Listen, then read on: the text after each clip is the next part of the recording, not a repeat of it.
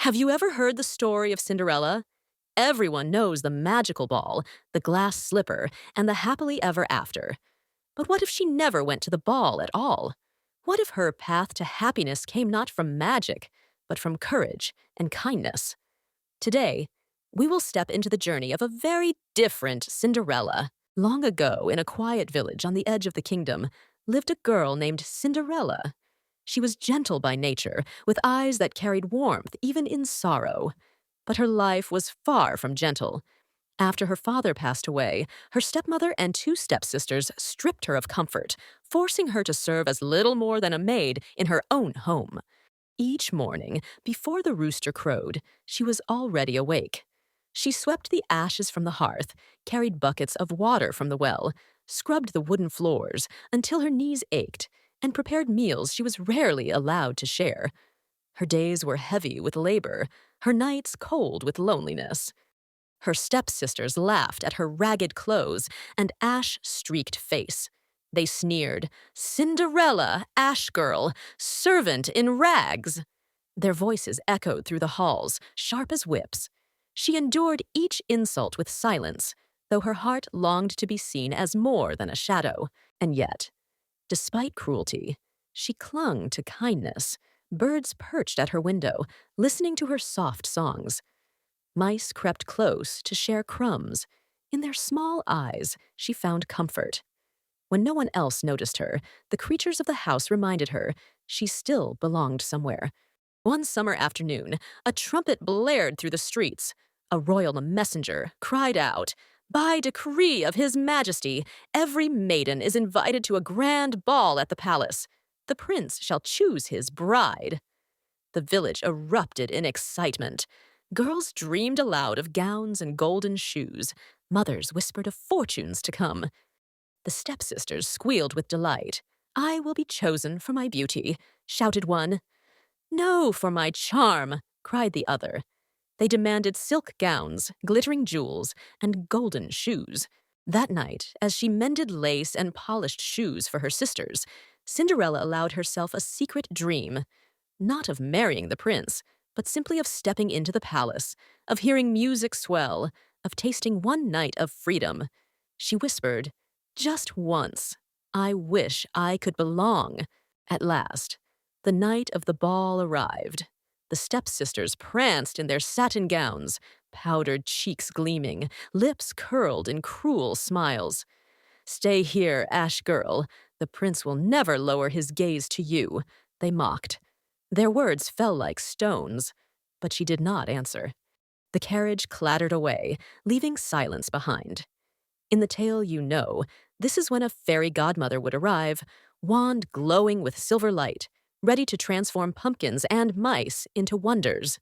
But that night, no one came. The kitchen remained dark, the air heavy with ash and loneliness. Cinderella sat by the window, chin resting in her hands, gazing at the golden glow of the palace in the distance. She imagined the music spilling into the night, the chandeliers glittering like stars. For a heartbeat, her chest ached with longing so sharp she thought it might break her. The mice scurried into her lap. The birds fluttered onto her shoulder. They chirped softly, as if reminding her she was not forgotten. She stroked their tiny heads and whispered, "Perhaps the ball was never meant for me. Perhaps my path must be different." That night, as the palace lights flickered on the horizon, Cinderella sat in the stillness of her kitchen and made a promise to herself. If no magic would come to change her life, then she must change it with her own two hands. She would not waste her days waiting for miracles. Instead, she would create her own happiness. Slowly, she began to collect scraps of fabric thrown away by her stepsisters, shimmering ribbons torn in haste, fragments of lace tossed aside, faded cloth forgotten in trunks. With nothing but needle and thread, she sewed in the candlelight. Her stitches were clumsy at first, pricking her fingers, but her determination was steady. Night after night, she improved. She stitched together a modest dress from discarded cloth. She crafted simple shoes out of worn leather, polishing them until they shone faintly in the firelight. They were not silk. They were not glass, but they were hers, and each stitch whispered, "You are worthy. You are more than ashes. Soon, her sewing became more than a secret project. She began to repair blankets for villagers, patching tiers so families could stay warm. She mended cloaks for children, adjusting seams so they might last another winter. Each gift was humble, but carried the warmth of her effort. At first, villagers pitied her. The poor ash girl, always covered in soot. But as days passed, pity shifted into admiration. They saw how she gave, even when she had little. They saw how her eyes shone with quiet strength, even when her hands were rough and weary. The children adored her. They clutched the patched dolls she repaired, ran to greet her when she appeared, and called her the kind maiden of ashes. The name, once meant to mock her, became a title of honor whispered through the village. For the first time in her life, Cinderella felt seen, not by royalty, not by nobility, but by the people around her. Their smiles filled the emptiness in her chest with something brighter than magic: belonging. One evening, as the sky blazed gold with sunset, she noticed an old man struggling on the road, his basket heavy with goods. Without hesitation, she hurried to his side, lifting the load from his shoulders. "Please, let me help," she said, offering him water and bread she had saved from her own meal. The old man's eyes gleamed. He was no ordinary traveler. In truth, he was the king's advisor, disguised to see how the people lived. He had walked through villages and witnessed vanity, greed, and selfishness. But here, he found a maiden who gave without being asked. "Child," the advisor said softly, "you have little, yet you share freely. You ask for nothing, yet you give much. I have met many maidens, but none whose heart shines as yours does." His words startled Cinderella, but she bowed her head in humility. The advisor smiled. "The king must hear your voice. Come to the palace, not to dance at a ball, but to speak. For a crown may rule a kingdom, but it is hearts like yours that keep it alive." Nervous but resolute, Cinderella stepped through the towering gates of the royal palace a few days later.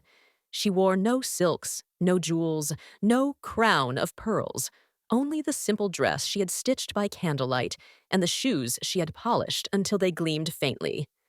Her steps were uncertain at first, but the fire in her eyes burned steady. The courtiers whispered as she entered, surprised by her plain attire. Yet when she bowed before the king, there was no tremor in her voice. "Your Majesty," she said, "a kingdom is not measured by gold or grandeur, but by the way it cares for those who have the least, the hungry, the forgotten, the poor. These are the heart of our land." Her words echoed in the vast hall. The king leaned forward on his throne, intrigued. Few dared to speak so boldly in his presence, yet this maiden did not tremble. She spoke not for herself, but for others. Around the chamber, courtiers who had dismissed her as a ragged girl now listened in silence. The prince, standing at his father's side, felt his heart stir. He had danced with countless maidens at the ball, each draped in beauty and jewels. Yet none had spoken with such conviction. As he watched Cinderella, he realized she was not defined by gowns or riches.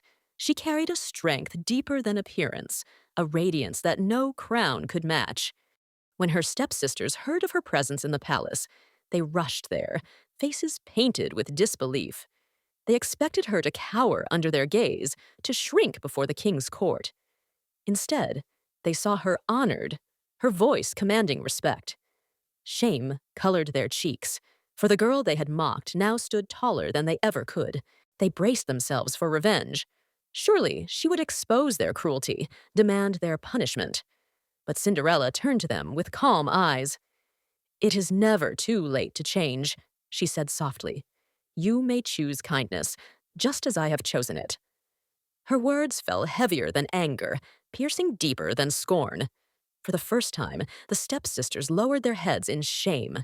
Outside the palace walls, villagers gathered, cheering the maiden they knew not as a servant, but as the one who had mended their blankets, fed their children, and given them hope.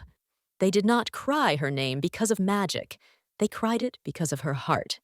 Their voices rose like a song, Cinderella, the kind maiden of ashes. The king stood, his voice commanding the hall. Greatness is not found in jewels, nor in beauty, nor in crowns. True greatness is in the heart that dares to care, the spirit that gives without asking in return. His words confirmed what every villager already knew, that this girl carried the strength of a leader within her. The prince stepped forward, his eyes never leaving Cinderella. I do not wish for the most beautiful bride, nor the wealthiest. I seek a partner who will walk beside me with courage and compassion, and I see that partner in you. His words were simple, but they rang with truth. Gasps filled the chamber. Cinderella lowered her gaze, her heart pounding. Slowly she spoke. If I am to stand at your side, I must have one promise, that I may continue to serve the people. My joy comes not from palaces, but from lifting those who are bowed low. The prince smiled, his voice steady. Then together we will serve them. Together we will bring kindness to this kingdom and light to those who dwell in shadow. The hall erupted with applause, not for a romance of beauty and wealth, but for a union built on courage and compassion.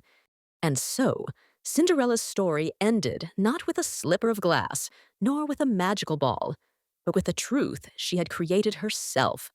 Happiness was not given to her by a wand, nor stolen at midnight.